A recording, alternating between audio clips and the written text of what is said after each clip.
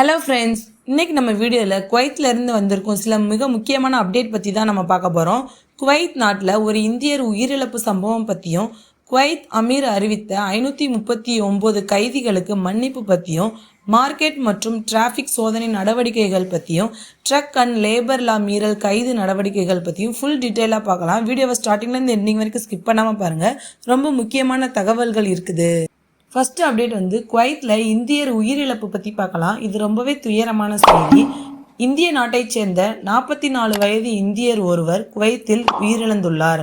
தகவல் படி அவர் பேட்மிண்டன் விளையாடி கொண்டிருந்தார்.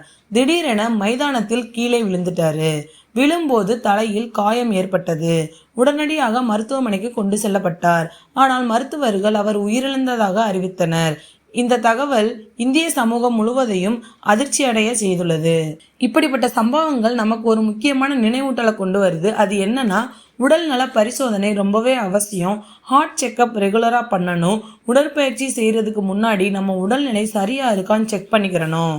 செகண்ட் அப்டேட் பார்த்தீங்கன்னா, குவைத் அமீரின் மன்னிப்பு அறிவிப்பு பற்றி பார்க்கலாம். குவைத் நாட்டின் ஆட்சியாளர் 539 கைதிகளுக்கு மன்னிப்பு வழங்கியுள்ளார். இந்த மன்னிப்பு அறிவிப்பு பொதுவாக ரமலான் மாதத்தில் வழங்கப்படுவது வழக்கம். இதில் என்ன இருக்கிறதுன்னு பார்க்கலாம்.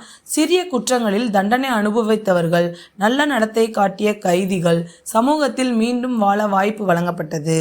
இந்த 539 பேர்ல குவைத் குடிமக்கள் அப்புறம் வெளிநாட்டு தொழிலாளர்கள் இருவருமே இருப்பாங்க.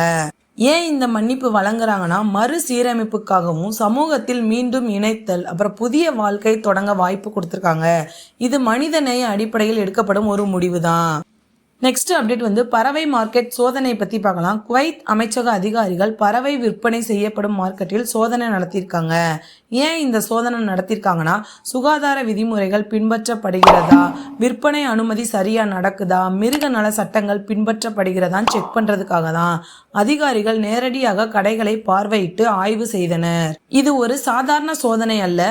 குவைத்தில் தற்போது அனைத்து துறைகளிலும் கடுமையான கண்காணிப்பு நடந்துகிட்டு இருக்கு.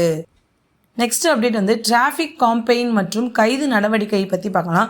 குவைத்தில் டிராஃபிக் துறையினர் பெரிய அளவில் சோதனை நடத்திட்டு இருக்காங்க. இதோட முடிவுகள் பார்த்தீங்கன்னா, 42 பேர் வாண்டட் பட்டியலில் இருந்தவர்கள் கைது பண்ணியிருக்காங்க.